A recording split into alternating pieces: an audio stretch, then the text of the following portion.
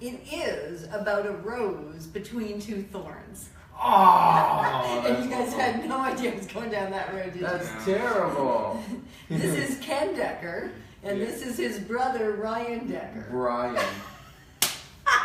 You know the best part of that, when we named our son Ryan, so that wasn't a mistake, that was actually on purpose. We chose Ryan as a name for our son, thinking that it was very unique, that there weren't very many Ryans out there. We'd done pretty good with Candace, our daughter, and so we thought we'd do the same thing with Ryan. Never in our wildest imagination thought that he had essentially the same name as his uncle.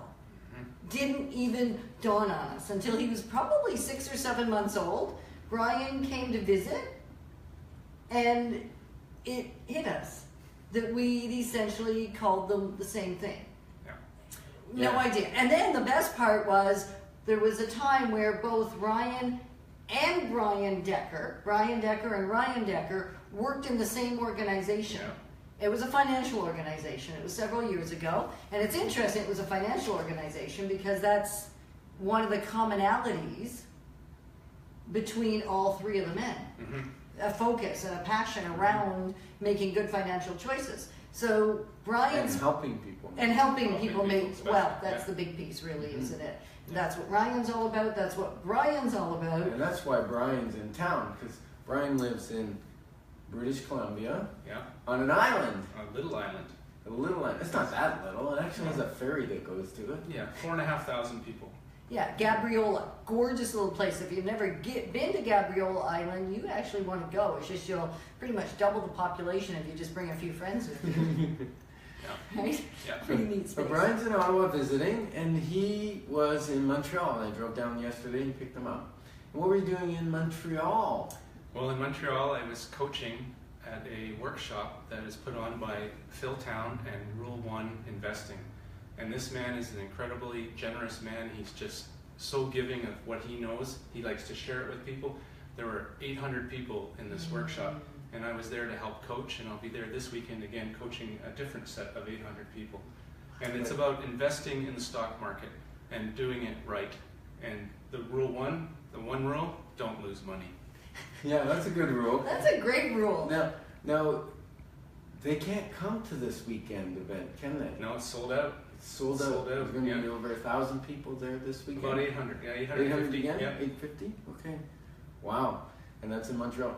And so if they wanted some information on him and his system, where would they go? Well, they could Google Rule 1. That's a 1, like the number 1. Okay. And he's a best-selling author. He's got 2 books out. One's called Payback Time, and one is called Rule 1 Investing.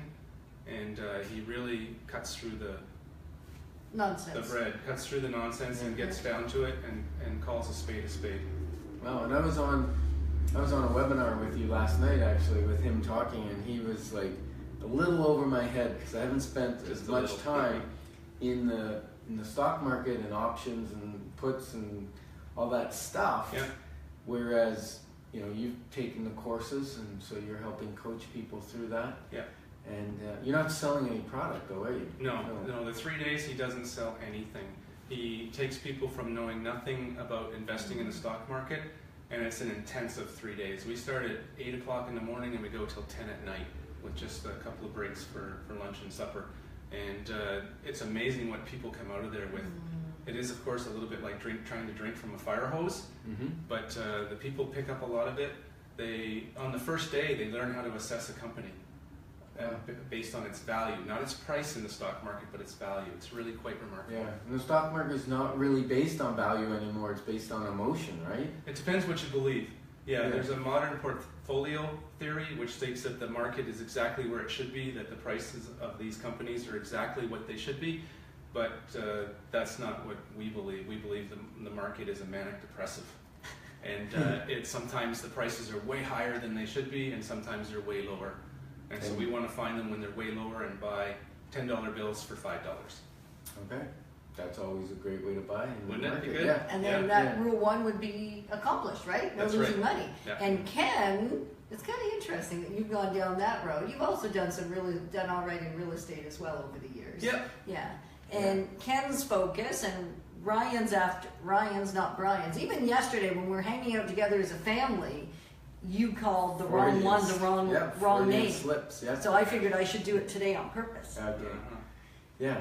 And so my focus is also learning how to get out of debt, what investment vehicles are best depending on what area you're in your development of wealth, and then also investing in real estate.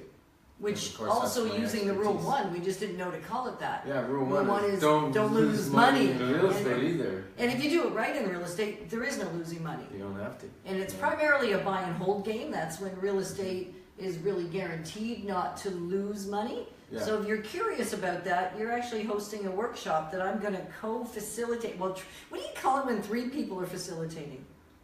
Co-facilitation. Is it still co-facilitation, Sure. even if there's more than 2? Yes. Okay, so Ryan, not Brian. It's too bad you couldn't stay to hang out for that, because we could bring in a little nuance. Maybe we can convince you to do that. Well, I'm not really authorized to teach Rule 1 stuff, so Okay, yeah.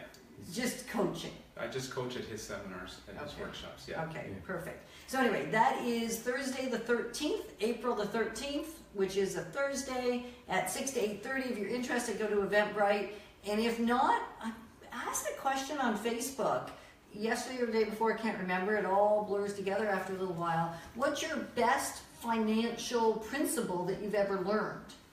And so I'm going to share that with us. Right, and I got lots of great replies. And what was interesting was a couple of people actually said, so if you were the one that said that, I thank you. What did they say? They said that your book was where they got the best counsel from. I'm going to go get a copy.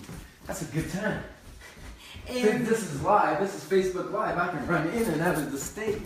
And look at this. This is my book, The Wealth Formula. yeah, and several, don't look at me with a big smile on your face. Smile because you helped me. Oh yeah, I did. Yeah. Okay. And it was interesting that some people took their principles that were their biggest single counsel, the best counsel they'd ever been given that they'd actually implemented. That was my question. So what's the best financial counsel you've ever been given that you have implemented? And so I'm going to ask you that, and I'm going to ask you that before we say goodbye. Put me on the Because, spot. well, absolutely. That's where you like to be. I think for me it's leverage for real estate. Okay. Because I get to utilize other people's money. It's called opium, and it's not the drug, it's other people's money. And so for 20% of the value, I can put my 20% in, put their 80% in, and make a leveraged rate of return with real estate. And it'll do that because it's stable. It'll do that because it's stable. And in Ottawa in particular, it's incredibly stable. And it's going up. My projection is 7 to 10% this year. All right, and it's time. So, Brian, what is the one piece of financial counsel you've been given that you implemented that had the best result for you? Okay, the one thing that I did that I was told was I got rid of all of my mutual funds and took control of my financial independence myself. Okay. Yeah, mutual funds, you're just paying somebody else to get rich. They take their fees, and whether they make money for you or not, it's a really bad kind of situation. So I got rid of all of my mutual funds, and now I take control and responsibility, of course, for my own financial freedom. Right. So that took some learning. You had to take a course. Absolutely. Wow. Yeah, lots of courses. Yeah, you have to do Yeah. some training. You can't take control of your finances until you do that. I think that was a big part for me too, was to stop just giving my money to someone else, put my head in the sand and go, what are you investing in? And what I found was, at that time I didn't have a great financial planner, and they were just putting in what did well last year. Mm-hmm. And then that didn't do well this year because it was last year's news. Yeah. And then you take out the couple percent that the mutual fund Their managers take, and it really reduces your value. You're better off to be just in an index fund. Yeah. So the thing that I learned, I know what somebody was going to ask me that. No, really soon. we weren't, So because we're all about us. I know that. I got it. And so since I'm about all three of us, and the Yes. rose between the thorns what- does get a say. Yeah, what did you learn? Well, the counsel that I was given that I've implemented that's made the most significant difference is not investing in anything I don't understand. Taking charge by actually understanding in what I am investing. So real estate I understood, and that's where we've actually done the best. It is. Because we understand it. So if you'd like to understand it and you don't understand it now, there are so many great ways to learn great stuff, right? So that you're making good decisions out of the space of knowledge. If you want to join us, you can find us on Eventbrite, right? Mm-hmm. The financial wealth formula session, wealth building workshop on the 13th of April. Yep. So share with us what you have implemented, because as you share, everybody gets out of what you've said for themselves as well. You never know when you're going to get that nugget that will change your world. Yeah.